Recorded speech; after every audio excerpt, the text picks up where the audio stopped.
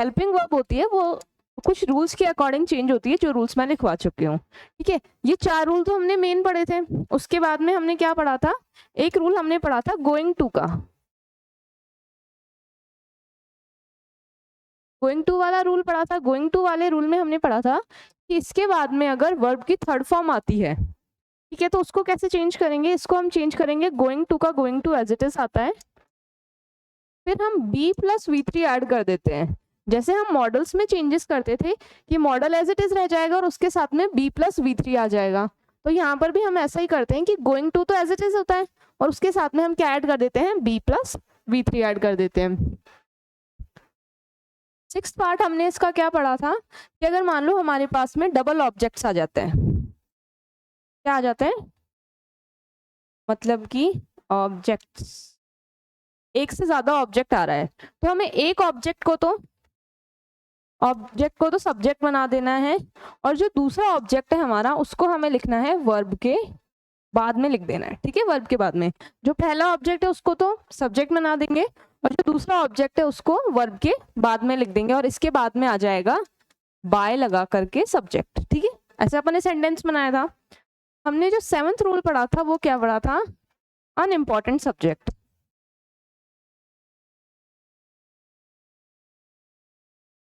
ठीक है, unimportant subjects में हमने क्या पढ़ा था कि कुछ ऐसे सब्जेक्ट्स होते हैं, जैसे कौन कौन से सब्जेक्ट थे, जैसे दे, वी, जैसे पीपल और क्या क्या थे, जैसे एनीबॉडी, जैसे मैनी, और ऐसे अलग अलग वर्ड्स थे जो अगर सब्जेक्ट की जगह पर आ जाते हैं तो चल भाई, तो हमें इनको ऑब्जेक्ट की जगह पर नहीं लिखना होता है, वर्ब तक ही सेंटेंस को लिखना होता है, बाकी इनको बाय लगा करके ऑब्जेक्ट के साथ में नहीं लिखना होता है। तो ये क्या जो 7 पॉइंट्स हमने पढ़े थे वो अब तक समझ में आ गए, पहला तो समझ में आ गया होगा। दूसरा प्रोनाउन वाले में कोई डाउट, टेंसेस और मॉडल्स वाला, गोइंग टू वाला समझ में आ गया कि गोइंग टू को मॉडल्स की तरह ही ट्रीट करना है कि गोइंग टू का एज इट इज आ जाएगा और उसके बाद में बी लगा करके वर्ब की थर्ड फॉर्म लिखनी है। फिर डबल ऑब्जेक्ट आए तो एक ऑब्जेक्ट को सब्जेक्ट की जगह पर यूज करना है और दूसरे को वर्ब के बाद में लिख देना है। अनइम्पॉर्टेंट सब्जेक्ट्स में हमने क्या पढ़ना था कि कुछ ऐसे सब्जेक्ट आते हैं जिनको बाय लगा करके हम सब्जेक्ट में नहीं लिखते हैं। इतनी बात हमने कर ली थी। आज हम पढ़ेंगे इंटेरोगेटिव में कैसे चेंज करना है, मतलब अगर इंटेरोगेटिव सेंटेंस आता है उसको कैसे चेंज करना है, और अगर हमारा इंपेरेटिव सेंटेंस आता है कौन कौन से पढ़ने हैं अब हमें। एक तो इंटेरोगेटिव पढ़ने, ठीक है, और एक अब सेंटेंस पढ़ने हैं इंपेरेटिव। ये बात क्लियर हो गई। अब हमें पढ़ना क्या है, एक तो इंटेरोगेटिव सेंटेंस वाला पार्ट पढ़ना है और एक इंपेरेटिव वाला पार्ट पढ़ना है। जो इंटेरोगेटिव वाला पार्ट है उसमें कितने पार्ट्स है ये देखो। सबसे पहला पार्ट हमें इसका पढ़ना है कि अगर वो सिंगल इंटेरोगेटिव हो, कैसा हो, सिंगल इंटेरोगेटिव का मतलब होता है अगर वो हेल्पिंग वर्ब से स्टार्ट हो रहा हो, क्वेश्चन जो है वो किससे बन रहा है, हेल्पिंग वर्ब से बन रहा है, तब तो वो सिंगल इंटेरोगेटिव में आता है। अगर वो डबल इंटेरोगेटिव हो तो दूसरा केस वो पढ़ना है। ठीक है, डबल इंटेरोगेटिव में क्या होता है, WH वर्ड से स्टार्ट होता है। ठीक है, तो दूसरा पॉइंट हमें ये पढ़ना है। तीसरा हमें पढ़ना है अगर हु से सेंटेंस स्टार्ट हो, हु से अगर सेंटेंस स्टार्ट होगा तो इसके कुछ अलग रूल्स हैं, इसके थोड़े अलग रूल्स हैं और इसके अलग रूल्स हैं। तो ये 3 पॉइंट पढ़ने हैं। इंपेरेटिव में हमें इंपेरेटिव सेंटेंस वाले टाइप पढ़ना है, एक ही टाइप का सेंटेंस आएगा इसमें। ठीक है, तो सबसे पहले हम क्या पढ़ेंगे, सिंगल इंटेरोगेटिव वाला पढ़ेंगे। ओके,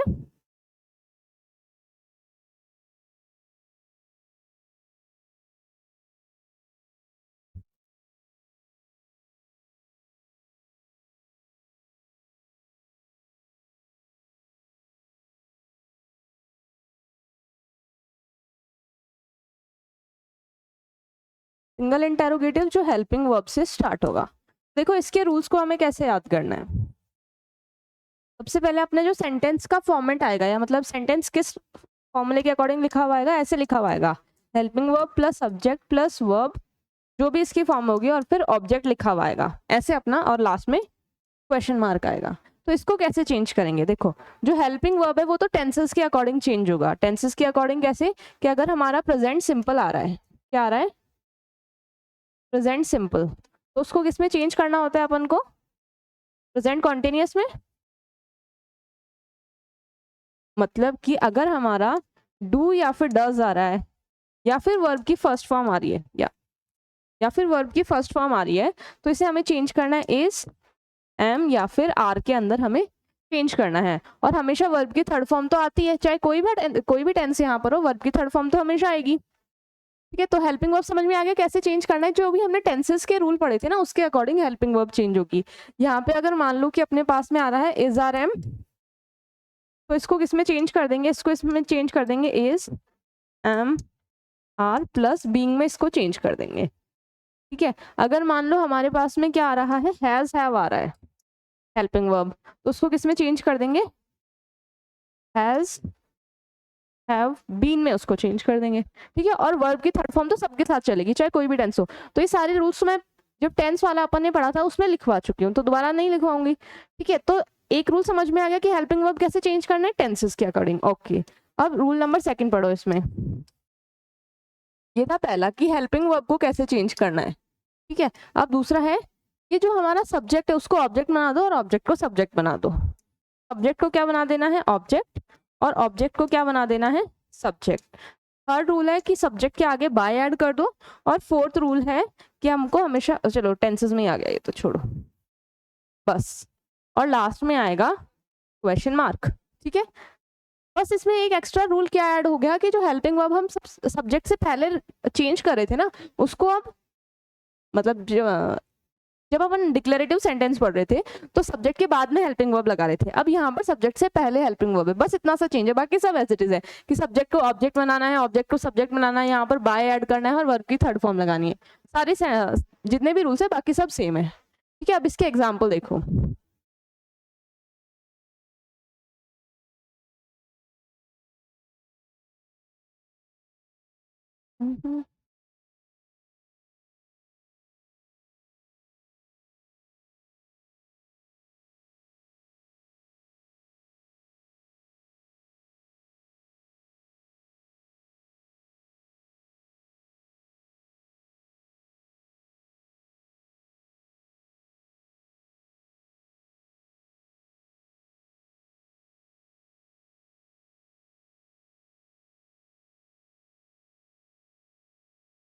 ये अपना सेंटेंस है, तो इसमें पहले क्या आ रहा है, हेल्पिंग वर्ब आ रहा है, उसके बाद में क्या आ रहा है, सब्जेक्ट, फिर आ रहा है अपना वर्ब, और फिर क्या आ रहा है, ऑब्जेक्ट आ रहा है।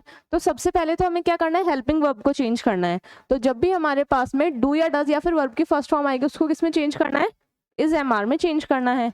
तो यहाँ पर अपन ने मैंने लिख दिया इज।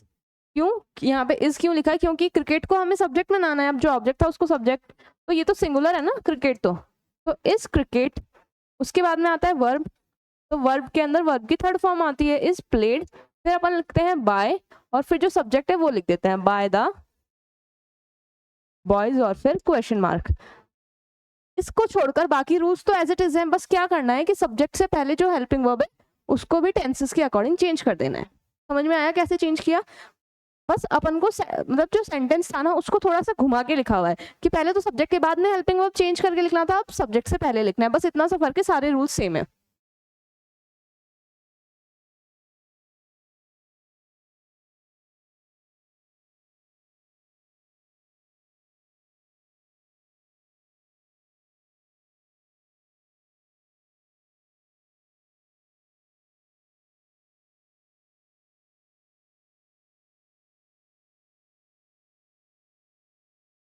तो देखो ये वाले सेंटेंस में कैसे चेंजेस करना है। सबसे पहले अपने पास में हेल्पिंग वर्ब लिखा हुआ है, उसके बाद में अपने पास सब्जेक्ट लिखा हुआ है, कुकिंग फूड सॉरी कुकिंग है यहाँ पर वर्ब, ये है अपने पास में ऑब्जेक्ट, और ये भी दूसरा ऑब्जेक्ट है। ठीक है, तो इसको कैसे चेंज करेंगे, सबसे पहले तो हेल्पिंग वर्ब को चेंज करेंगे।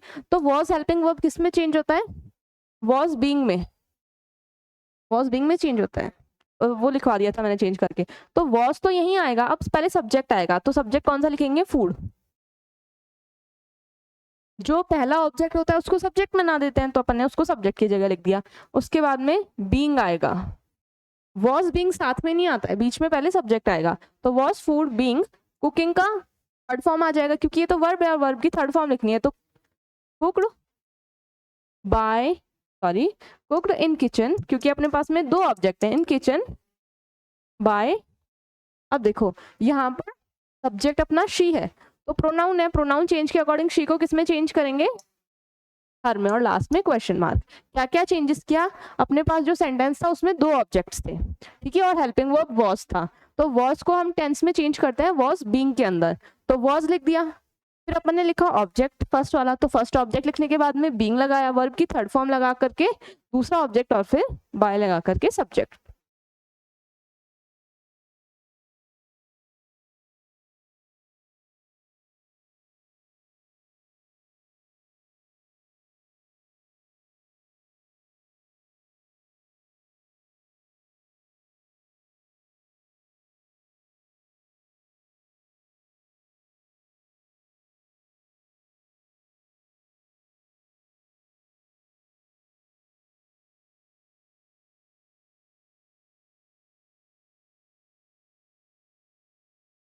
इस वाले को भी बाकी सेंटेंस की तरह ही चेंज करेंगे। सबसे पहले क्या आ रहा है अपने पास में, हेल्पिंग वर्ब, फिर सब्जेक्ट, उसके बाद में आ रही है वर्ब, फिर ऑब्जेक्ट फर्स्ट आ रहा है, और फिर ऑब्जेक्ट सेकंड आ रहा है। तो सबसे पहले हम क्या करेंगे, हेल्पिंग वर्ब को चेंज करेंगे। तो जो हेल्पिंग वर्ब है डिड, डिड को किस में चेंज करते हैं, वॉज वर्ब में चेंज करते हैं।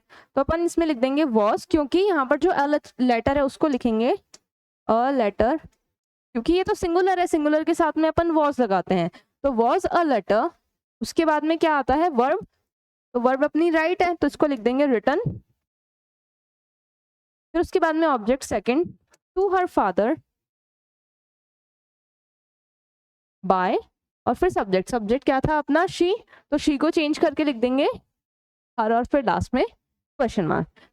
ये तीन समझ में आए, एक बार वापस देख लो, अगर इन तीनों में कोई डाउट है तो वो पूछ लो। फर्स्ट वाला समझ में आ गया, क्या चेंज किया, पहले हेल्पिंग वर्ब चेंज किया, उसके बाद में ऑब्जेक्ट को सब्जेक्ट बना दिया, फिर वर्ब चेंज करी, वर्ब की थर्ड फॉर्म लगा करके, और लास्ट में बाय लगा करके सब्जेक्ट। बाकी दोनों में भी यही करा है सेम, बस इन दोनों में क्या फर्क है कि इनमें दो दो ऑब्जेक्ट आ रहे हैं, तो जो दूसरा ऑब्जेक्ट होता है उसको हमें क्या करना होता है, वर्ब के जस्ट बाद लिखना होता है।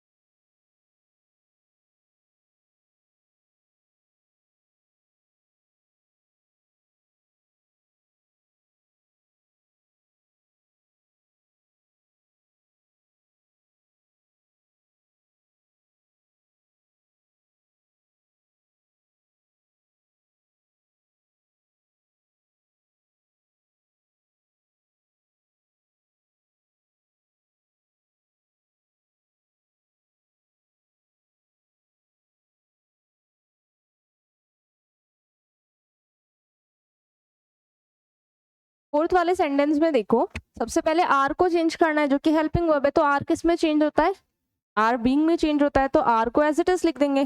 फिर जो हमारा सब ऑब्जेक्ट है उसको आगे लिख लेंगे, your sister, are your, are क्यों आएगा, अब इज आएगा ना, क्योंकि देखो योर सिस्टर क्या है, सिंगुलर है, तो यहाँ पर आर की जगह पर क्या आएगा, इज आएगा। इज योर सिस्टर बीइंग, क्योंकि अपन क्या करते हैं, आर इज और एम को किस में चेंज कर देते हैं, are is am plus being में चेंज कर देते हैं, ठीक है।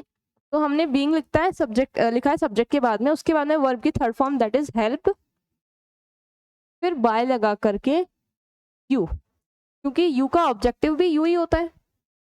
नेक्स्ट वाले सेंटेंस में have you finish your work, तो हैव क्या है यहाँ पर, हेल्पिंग वर्ब है, यू क्या है सब्जेक्ट, ये है वर्ब, और योर वर्क क्या है यहाँ पर, ऑब्जेक्ट है, ठीक है। तो सबसे पहले हमें क्या करना है, हैव को चेंज करना है, तो हैव या तो हैव में चेंज होगा या फिर हैज में चेंज होगा, हैव बीन हैज बीन में चेंज होता है ना, तो हैव हैज यहीं लिख देंगे, और फिर ऑब्जेक्ट को बना देंगे सब्जेक्ट, योर वर्क। अब योर वर्क क्या है, सिंगुलर है, तो मैं यहाँ पर क्या लिखूंगी, हैज, हैव हट जाएगा यहाँ से, has your work been finished by you. जैसे अपन यहाँ पर जो बीइंग था उसको सब्जेक्ट के बाद लिख रहे थे, तो यहाँ पर जो बीन होता है उसको भी सब्जेक्ट के बाद में लिखना होता है। ये 5 सेंटेंस थे अपने किसके, सिंगल इंटेरोगेटिव के। तो जो अपना सिंगल इंटेरोगेटिव वाला पार्ट था वो समझ में आ गया, बस इतना ही था और कुछ भी नहीं था उसमें। जो पहले रूल्स पढ़ते हुए आ रहे हैं सेम वही रूल्स हैं, बस क्या करना है, हेल्पिंग वर्ब सब्जेक्ट से पहले लिखा हुआ है, इनको नोट कर लो। ठीक है, दिख रहा है या और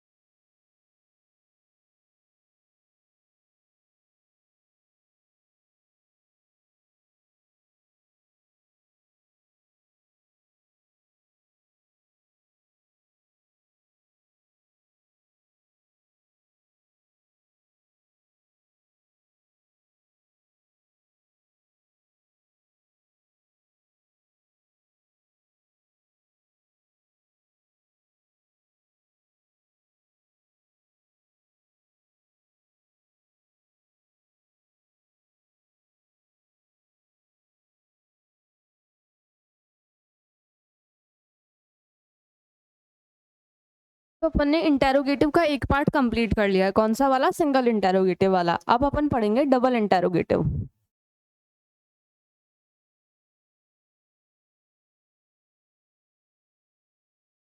डबल इंटेरोगेटिव किससे स्टार्ट होते हैं? WH वर्ड से स्टार्ट होते हैं, उसके बाद में हेल्पिंग वर्ब आता है, फिर सब्जेक्ट आता है, फिर वर्ब आता है, और फिर ऑब्जेक्ट आए तो आए, वरना जरूरी नहीं है कि हर सेंटेंस में ऑब्जेक्ट आए।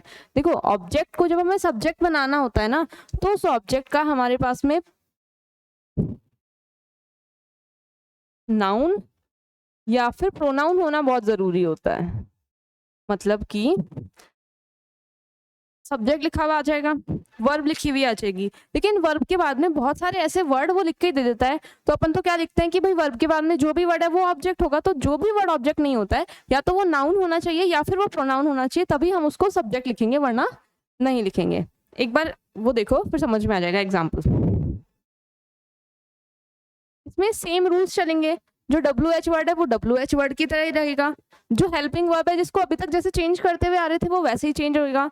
सब्जेक्ट ऑब्जेक्ट की जगह, अगर ऑब्जेक्ट है तो, अगर ऑब्जेक्ट नहीं है तो अपन सब्जेक्ट नहीं लिखेंगे, वर्ब एज इट इज, और फिर लास्ट में जो सब्जेक्ट है वो ऑब्जेक्ट की जगह चला जाएगा बाय करके। मतलब कि एग्जाम्पल देखो,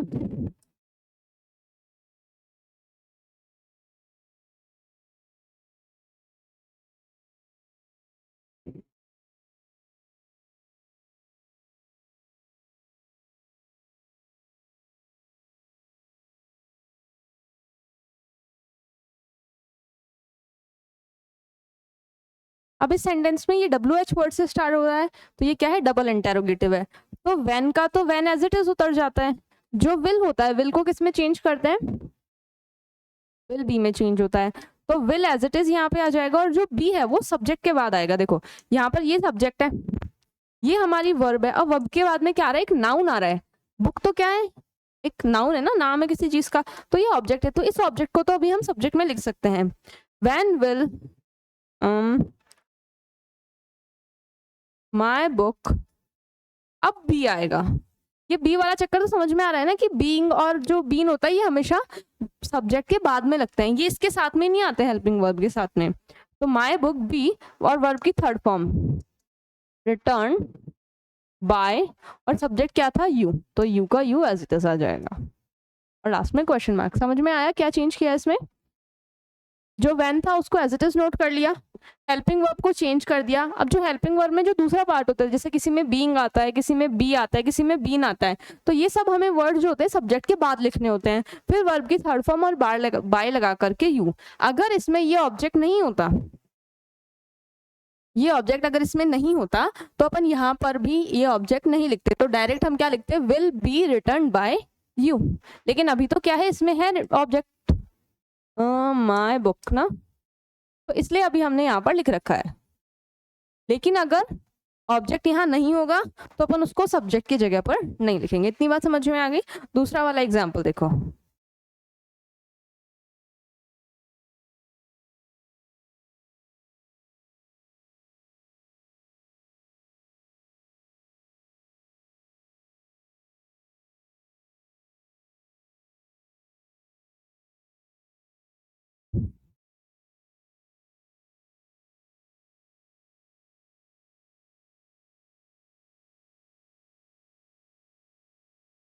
तो जो वाई होता है, वाई तो एज इट इज उतर जाता है। जो वर है वो किस में चेंज होगा? वर बीइंग में चेंज होगा। तो वाई वर्ड, देखो पहले ये अपना सब्जेक्ट है, ये अपना वर्ब है, और ये अपना ऑब्जेक्ट है। प्रपोजिशन से ऑब्जेक्ट स्टार्ट नहीं होता है। ऑब्जेक्ट अगर नाउन या प्रोनाउन है, तो नाउन या प्रोनाउन तो सीता है ना, तो अपन यहाँ लिखेंगे वाई वर्ड सीता। अब इसके सब्जेक्ट के बाद में हम बीइंग लगाते हैं। लाफ की थर्ड फॉर्म क्या होती है? लाफ, लाफ एट, फिर बाय लगा करके जो अपना सब्जेक्ट था दैट इज यू, और फिर क्वेश्चन मार्क। इस वाले सेंटेंस में कोई प्रॉब्लम? क्या करा हमने? वाई का why as it is note कर लिया, हेल्पिंग वर्ब को चेंज कर दिया। वाई जो हेल्पिंग वर्ब वर्ड था उसको वर्ब बीइंग में चेंज करना था, तो वर्ड लिख दिया, और फिर सब्जेक्ट के बाद में बीइंग लगाना होता है, फिर वर्ब की थर्ड फॉर्म, और फिर लास्ट में बाय लगा करके सब्जेक्ट।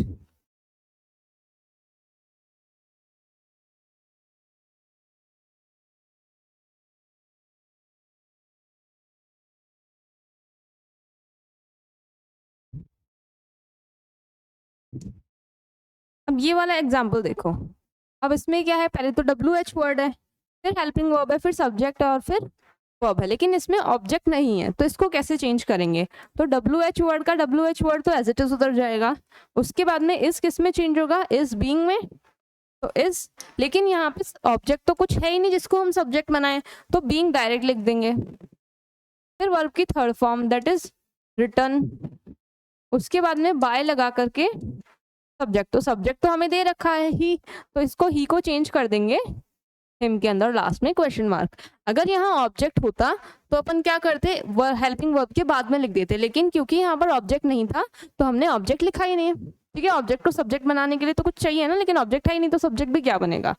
नेक्स्ट वाला एग्जाम्पल देखो, नहीं बस ये तीन ही एग्जाम्पल नोट करो। अब जो नेक्स्ट एग्जाम्पल होगा वो नेक्स्ट पॉइंट का होगा, मतलब कि वो जो थर्ड वाला पॉइंट था ना इंटेरोगेटिव में, हु या हुम वाला, वो वाला चेंजेस है। अब ये नोट कर लो फटाफट से।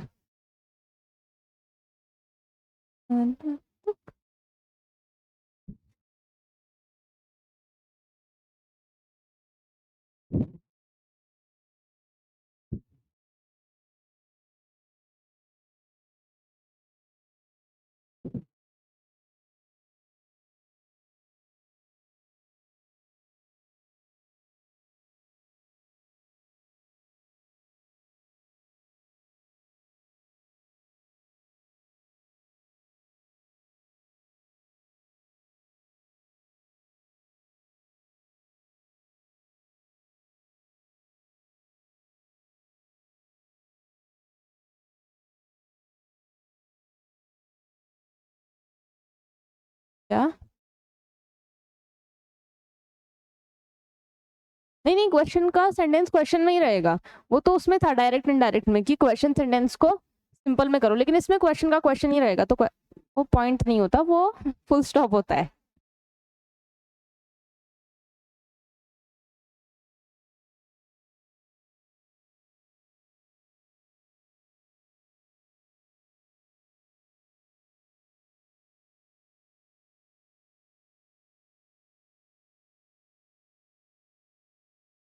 आगे बताओ।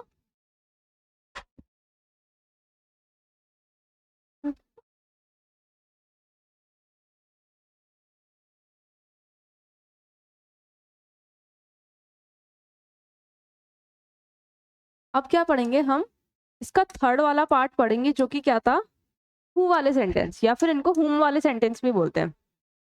हु या फिर हुम वाले सेंटेंसेस को हमें कैसे चेंज करना है। देखो, अगर हु आता है, हमारा क्वेश्चन सेंटेंस अगर हु आता है तो अपन लिख देते हैं बाय हुम, और अगर हुम आता है तो अपन क्या लिखते हैं,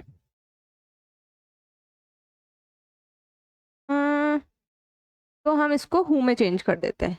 अभी तक तो क्या कर रहे थे हम लोग कि जो हमारे WH वर्ड्स थे, जैसे व्हाट, जैसे वाई, इनको एज इट इज उतार रहे थे, लेकिन हु और हुम वाले सेंटेंसेस में थोड़ा सा चेंज हो जाएगा कि जो हु है उसकी जगह पर लिख देंगे बाय हुम, और जो हुम आएगा उसकी जगह पर लिख देंगे हु। एग्जाम्पल देखो,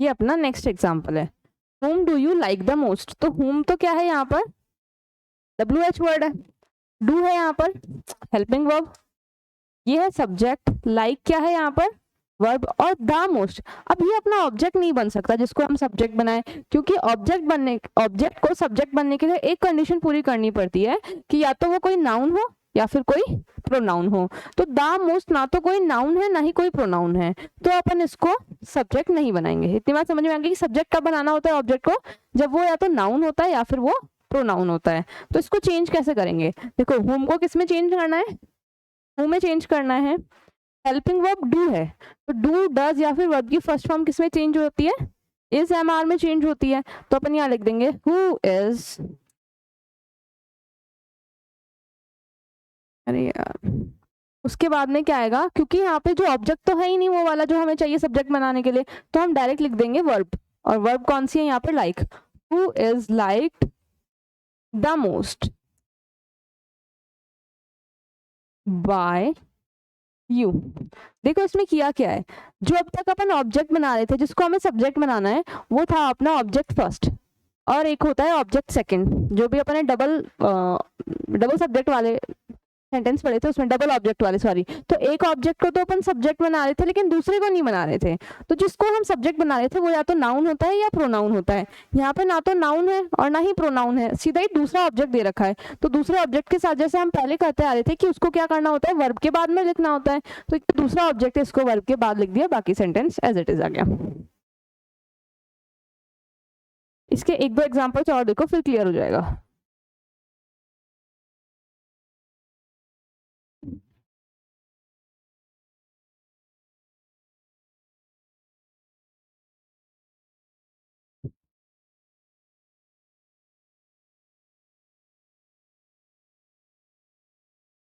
देखो हुम को किस में चेंज करना होता है, हु में। इसको किस में चेंज होता है, इज बीइंग में। तो इज हमने एज इट इज लिख दिया। अब यहाँ पर कोई ऑब्जेक्ट ही नहीं है, ऑब्जेक्ट नहीं है तो अपन बीइंग डायरेक्ट लिख सकते हैं। उसके बाद में डायरेक्ट आएगा वर्ब की थर्ड फॉर्म, यहाँ पे हेल्प है वर्ब, तो वर्ब की थर्ड फॉर्म क्या होती है हेल्प की, हेल्प्ड, फिर बाय, और सब्जेक्ट तो था ही शी, तो शी को किस में चेंज कर देंगे, हर में चेंज कर देंगे, और क्वेश्चन मार्क। समझ में आ गया इसको हुम वाले सेंटेंसेस को कैसे चेंज करना है, कि हुम को तो हुम में चेंज करना है। अगर अपने पास में ऑब्जेक्ट आता है तो उसको सब्जेक्ट बना देंगे, अगर नाउन प्रोनाउन है तो। अगर इसके अलावा कोई ऑब्जेक्ट आता है तो उस ऑब्जेक्ट को वर्ब के बाद में लिख देंगे। बाकी रूल्स तो जो पहले वाले रूल्स पढ़े थे उसके अकॉर्डिंग ही चल रहे हैं। अब ट्रू वाले सेंटेंसेस देखो।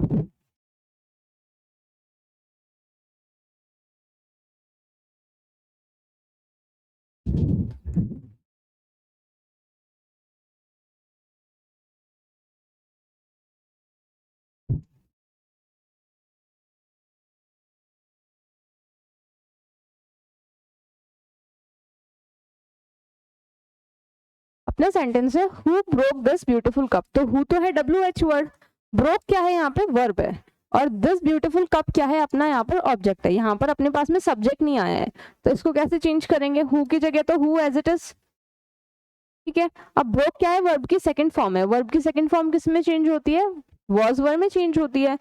तो ओ सॉरी, हु को तो चेंज करना होता है बाय हुम में,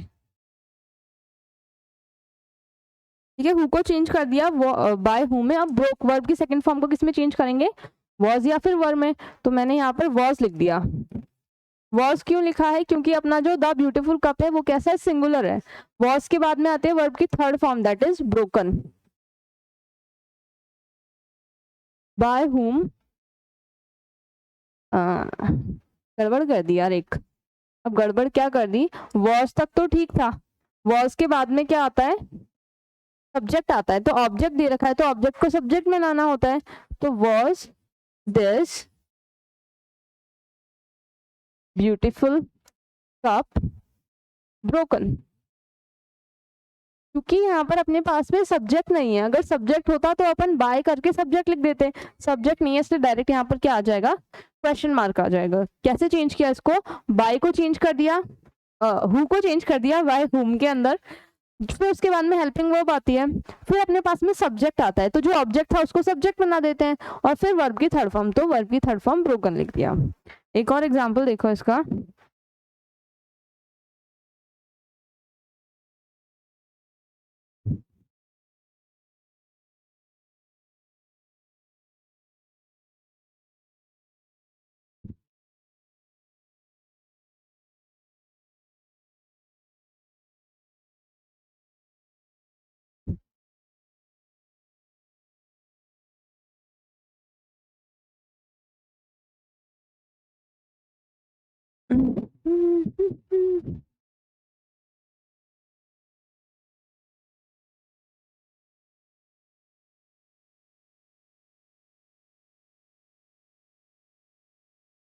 ये इसका नहीं है सेंटेंस, का सेंटेंस है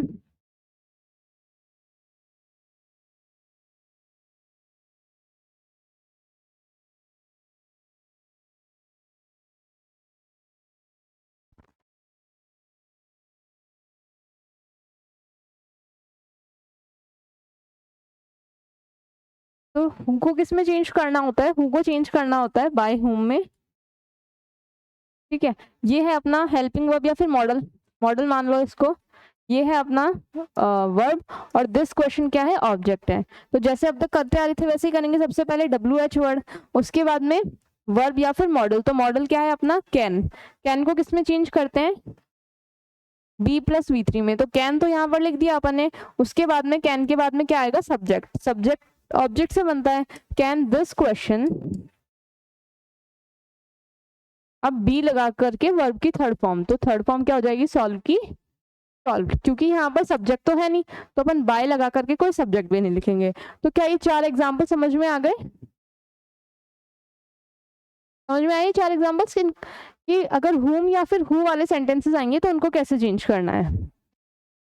सारे रूल सेम है, बस ध्यान क्या रखना है कि हु को हुम में चेंज करना है और हुम को हु में चेंज करना है। ऑब्जेक्ट अगर आएगा, मतलब अगर ऑब्जेक्ट नहीं आएगा तो उसको सब्जेक्ट नहीं बनाएंगे और सब्जेक्ट नहीं आएगा तो उसको ऑब्जेक्ट नहीं बनाएंगे। बाकी सारे रूल सेम है, ये नोट कर लो। अब कल अपन क्या पढ़ेंगे? इंपेरेटिव सेंटेंसेस, ठीक है। बहुत छोटा सा टॉपिक है इंपेरेटिव सेंटेंस का, तो उसको कल कैरी करेंगे या फिर अभी पढ़ा दूं? पढ़ाते हैं, पानी पी लो पहले। और 5 मिनट का टॉपिक है बस, फिर अपना पैसिव एक्टिव खत्म हो जाएगा। तो 2 ही क्लास में पढ़ाया है ना पैसिव एक्टिव, तो 2 क्लास में पैसिव एक्टिव खत्म हो गया। अब इसके बाद में अपन पढ़ेंगे कंजक्शंस।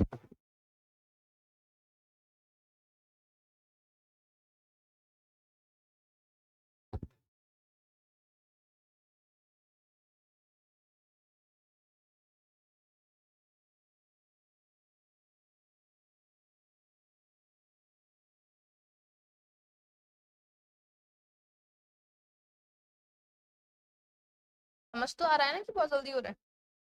आ रहा है?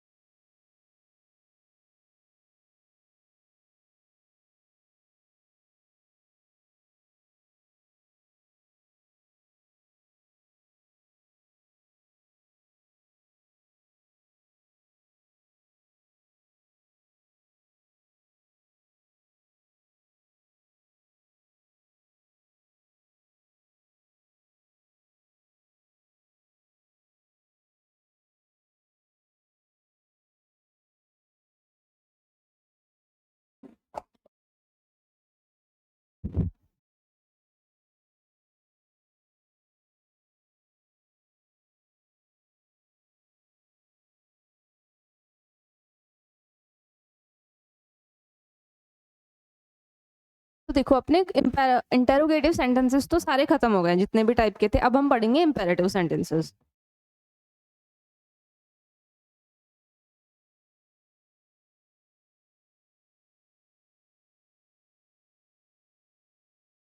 इसमें भी अपन 3 टाइप के अलग अलग सेंटेंस पढ़ेंगे।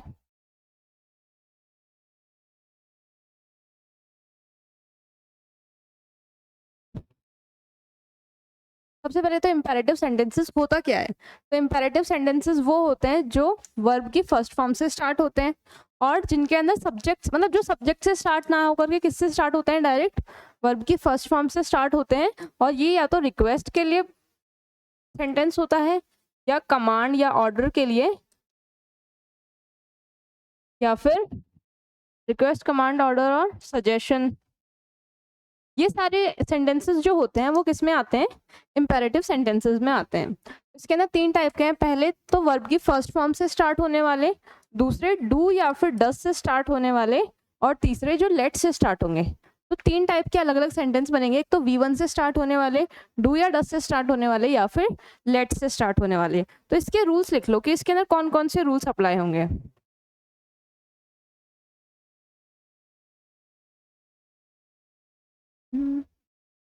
इसका रूल नंबर 1 है कि सबसे पहले हमें सब्जेक्ट,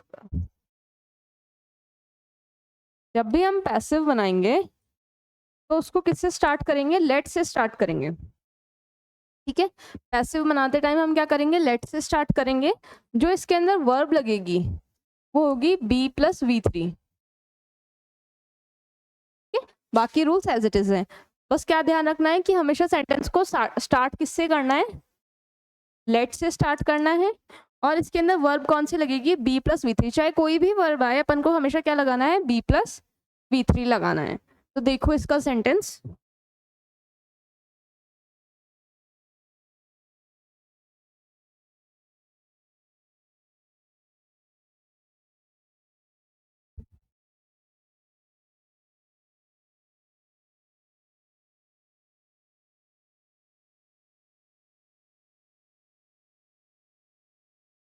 देखो write a letter to your father अपना सेंटेंस है।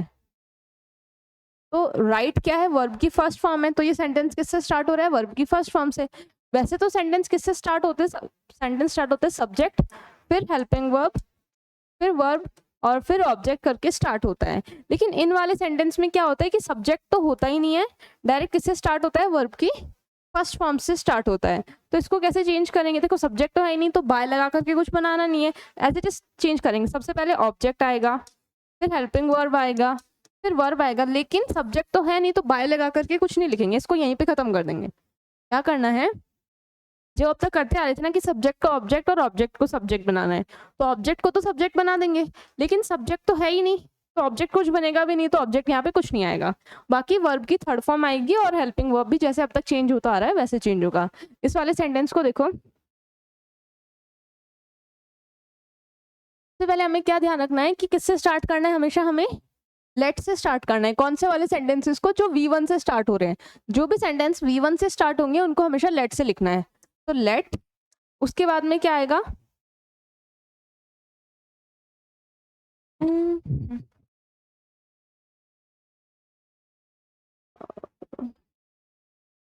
देखो यहाँ पे सब्जेक्ट तो है नहीं, फिर वर्ब है, उसके बाद में है ऑब्जेक्ट फर्स्ट, और उसके बाद में क्या है, ऑब्जेक्ट सेकंड है। तो जो हमारा नाउन या प्रोनाउन वाला होता है उसको हमें सब्जेक्ट बनाना होता है। तो नाउन या प्रोनाउन वाला तो ये है अ लेटर, तो लेट अ लेटर। उसके बाद में क्या करना होता है, वर्ब, हेल्पिंग वर्ब और वर्ब लिखनी होती है। तो इसके अंदर कौन सी हेल्पिंग वर्ब लगती है, बी प्लस V3, बी। और वर्ब कौन सी है यहाँ पर, राइट, तो इसको लिख देंगे रिटर्न। उसके बाद में जब भी हम वर्ब लिखते हैं, वर्ब के बाद में क्या आता है, सेकंड ऑब्जेक्ट आता है हमारा, जो कि क्या है यहाँ पर, टू योर फादर।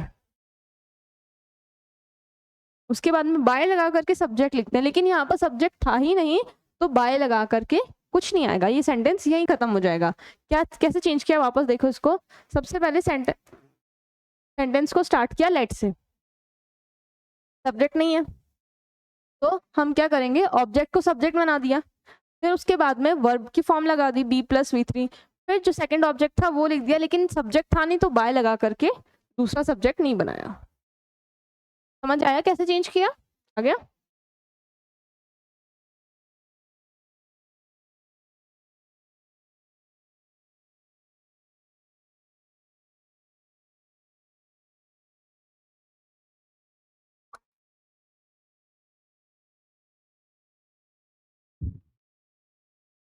इस वाले सेंटेंस में देखो, ये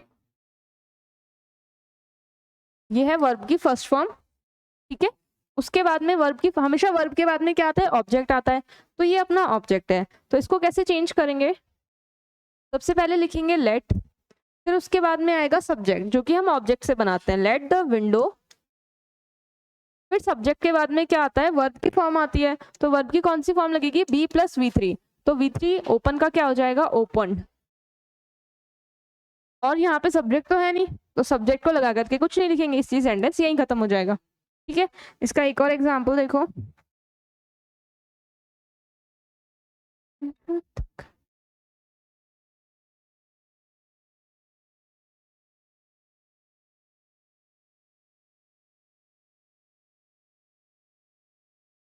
डू योर वर्क। ठीक है, ये अपना सेंटेंस है। तो ये क्या है, वर्ब की फर्स्ट फॉर्म है, डू तो वर्ब की फर्स्ट फॉर्म होती है ना। उसके बाद में क्या आता है, जो भी आता है वो ऑब्जेक्ट होता है, वर्ब के बाद में तो ऑब्जेक्ट ही आता है। तो इसको कैसे लिखेंगे, लेट, उसके बाद में सब्जेक्ट जो कि है यहाँ पर योर वर्क, फिर आती है वर्ब जो कि क्या है बी, और डू की थर्ड फॉर्म क्या होती है बी डन।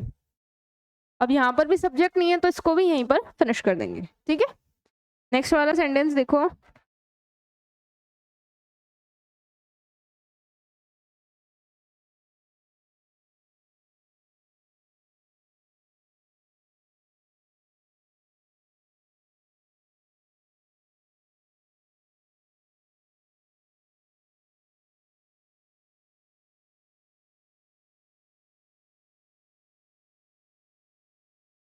ये किससे स्टार्ट हो रहा है, वर्ब की फर्स्ट फॉर्म से, उसके बाद में है अपनी मेन वर्ब, और फिर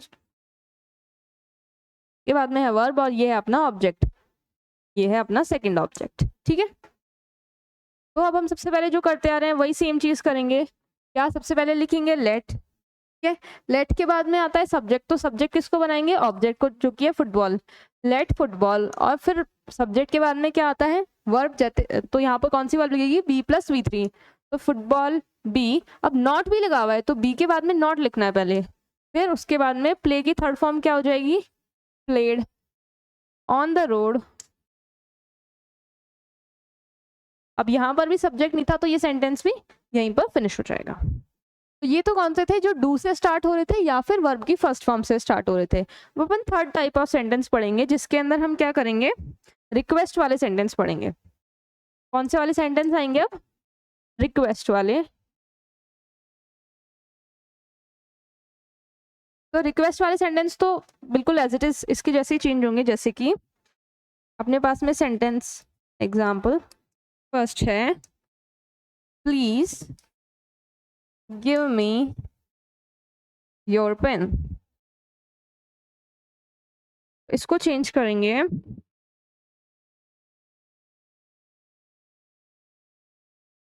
देखो प्लीज जो वर्ड होता है ये तो हमें क्या दिखाता है कि रिक्वेस्ट कर रहा है, सेंटेंस यहाँ से स्टार्ट है तो ये तो है वर्ब की फर्स्ट फॉर्म, ठीक है। मी क्या है, ऑब्जेक्ट, और ये क्या है अपना सेकंड ऑब्जेक्ट, ठीक है। तो इसको भी वैसे ही चेंज करेंगे, तो अब इसको चेंज करेंगे तो लिखेंगे लेट, सॉरी ये लेट से स्टार्ट नहीं होगा, ये स्टार्ट होगा सब्जेक्ट से, ठीक है। इसको सब्जेक्ट से स्टार्ट कैसे करेंगे, जो ऑब्जेक्ट होता है उसको सब्जेक्ट बनाते हैं, तो यहाँ पर लिखेंगे मी का सब्जेक्टिव क्या होता है, आई। इसके अंदर कुछ रूल्स होते हैं कि जब भी हमें प्लीज या फिर ऑर्डर या फिर रिक्वेस्ट लिखा हुआ वर्ड दिख जाता है तो अपन लिख देते हैं मे, आई मे प्लीज। मतलब कि जो पहले वाला वर्ड होता है जो कि हमें क्या दिखाता है कि ये रिक्वेस्ट है या ऑर्डर है या फिर और कुछ है, जो भी ये वर्ड दिखाता है उसको हमें मे लगा करके लिखना होता है, ठीक है। तो फिर हमने क्या करा, सबसे पहले ऑब्जेक्ट को सब्जेक्ट बना लिया, जो प्लीज लिखा हुआ था उसको मे प्लीज करके लिख लिया। अब क्या आएगा, इसके बाद में आएगा वर्ब, तो वर्ब यहाँ पे कौन सी लगती है, बी प्लस V3, तो V3 हो जाएगी ये।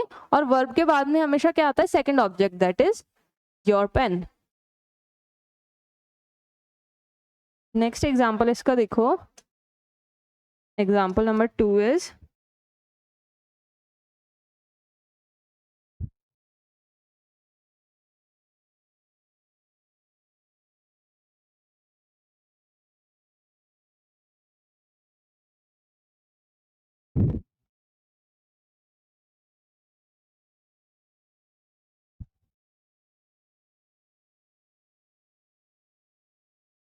जैसे इस वाले सेंटेंस में प्लीज आ रहा था ना, इस वाले सेंटेंस में काइंडली आ रहा है, लेकिन दोनों ही वर्ड किसके लिए यूज होते हैं, रिक्वेस्ट के लिए यूज होते हैं। तो इसको कैसे चेंज करेंगे, सबसे पहले ये तो है अपनी वर्ब, ये है अपना फर्स्ट ऑब्जेक्ट, और ये है अपना सेकंड ऑब्जेक्ट, ठीक है। तो ये जो प्रोनाउन है इसको हम सब्जेक्ट बनाएंगे, तो सबसे पहले क्या लिखेंगे, he may please kindly, may kindly भी लिख सकते हो, मे प्लीज भी लिख सकते हो, क्योंकि दोनों ही रिक्वेस्ट के लिए यूज हो रहे हैं। ही मे काइंडली, उसके बाद में आएगी verb that is be plus V3, be exempted. उसके बाद में आता है सेकंड ऑब्जेक्ट फ्रॉम स्कूल। अब अपने पास में यहाँ सब्जेक्ट तो था नहीं, सब्जेक्ट नहीं था तो इस सेंटेंस को हम यहीं खत्म कर देंगे, बाय लगा करके सब्जेक्ट नहीं लगाएंगे। तो ये तो अपने किसके एग्जाम्पल हो गए, इंपेरेटिव सेंटेंसेस के। हमने क्या क्या पढ़ा इंपेरेटिव सेंटेंसेस में, कि एक टाइप के सेंटेंस तो ऐसे होंगे जिन्हें हमें लेट से स्टार्ट करना है। वो कौन से होंगे? या तो V1 से स्टार्ट हो रहे होंगे या फिर डू या डस से स्टार्ट हो रहे होंगे। दूसरे जिनमें हमें रिक्वेस्ट या फिर प्लीज या काइंडली वाले वर्ड लिखेंगे, उनको कैसे चेंज करना है? उसके अंदर सबसे पहले सब्जेक्ट लिखना है, फिर मे प्लीज या जो भी रिक्वेस्ट या रिक्वेस्ट वाला वर्ड था वो लिखना है, फिर बाकी पूरा सेंटेंस वैसे ही चेंज होगा। कैसे? कि उसके बाद में वर्ब आएगी, फिर वर्ब के बाद में सेकंड ऑब्जेक्ट, उसके बाद में बाय लगा करके सब्जेक्ट। तो अपना पैसिव एक्टिव यहीं खत्म होता है। सबसे पहले हमने पढ़े डिक्लेरेटिव सेंटेंसेस, ठीक है। उसके बाद में आज पढ़े इंटेरोगेटिव के 3 पार्ट पढ़े, एक तो सिंगल इंटेरोगेटिव, डबल इंटेरोगेटिव और whom या फिर who वाले। अभी हमने पढ़े इंपेरेटिव वाले। इंपेरेटिव वाले में भी 2 टाइप के सेंटेंस पढ़े। पहले तो वो जो वर्ब की फर्स्ट फॉर्म से या फिर डू डस से स्टार्ट हो रहे थे, और दूसरे वाले कौन से? जो काइंडली या फिर जिनमें रिक्वेस्ट हो रही थी वो वाले, ठीक है। तो डायरेक्ट एंड पैसिव एक्टिव तो यहाँ खत्म होते हैं। कल से दूसरा टॉपिक पढ़ेंगे।